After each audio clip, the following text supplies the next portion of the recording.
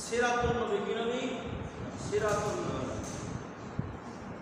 আমি এখানে পয়েন্ট আকারে সংক্ষেপে, অল্প সময় তো নামাজা মুসল্লি আইবেন খুতবার সময়, পরে একটু কথা শুনবেন এবং সব দোকানে বসে সমালোচনা করবেন, বুঝলেন এই বই দিতে, বুঝলেন এই বই দিতে, মূল যে আলোচনা সেটা শুনবেন।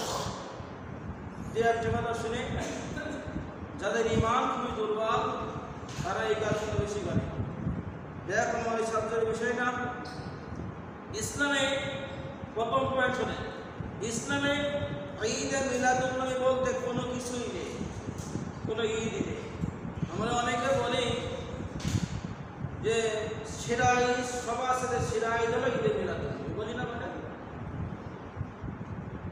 এখানে আবু দাউদের 1134 নম্বর হাদিসে আসছে, আনাস রাদিয়াল্লাহু থেকে বর্ণিত, বিশ্বনবী যখন মক্কা থেকে মদিনায় হিজরত করলেন এবং বিশ্বনবী দেখলেন অধিবাসী জাহালিয়াতের যুগের দুইটা দিন তারা নামক এবং মেহেরজান নামক দুটো দিন উৎসব পালন করে, তারা খেলাধুলা করে, আনন্দ মিছিল করে।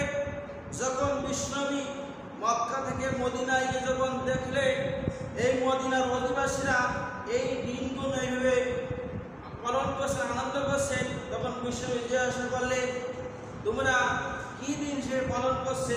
তখন মদিনার অধিবাসীরা বললেন, হে আল্লাহর রাসূল, এটা জাহালিয়াতের যুগে যারা ছিল সেই যুগ অনুসারে আমরা এটা পালন করছি, আনন্দ করছি। তখন বিষ্ণু বলে, হে মদিনার অধিবাসীরা, তোমরা শোনো, আল্লাহ রাব্বুল আলামিন তোমাদের দুটো দিন উৎসব হিসেবে পালন করার জন্য নির্ধারণ করে দিয়েছে। তখন মদিনার অধিবাসীরা বললেন, হে আল্লাহ রাসূল, কোন দুটো দিন? তখন বিষ্ণু বলে, ঈদুল ফিতর এবং ঈদুল আযহা। তাই মুসলমানদের ঈদ কয়টা? দুইটা, ঈদুল ফিতর এবং ঈদুল আযহা। তাই ঈদুল মিলাদুন নবী আছে, পালন করা যাবে। সিরাতুন নবী, কি নবী হলো? বলেন সিরাতুন নবী।